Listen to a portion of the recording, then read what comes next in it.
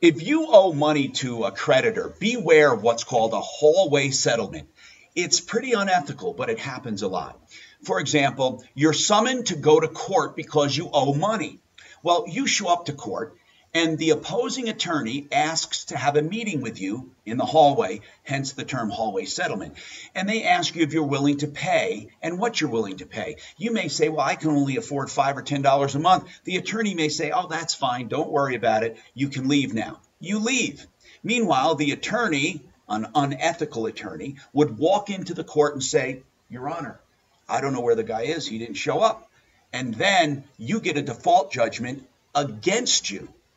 And in that way, they can come and garnish your wages. So beware of hall room settlements or hallway settlements. If you make a settlement, make sure that it's blessed before a judge in the court and it becomes part of the court record. Never leave a court appearance without seeing a judge first. I'm Tom Martino.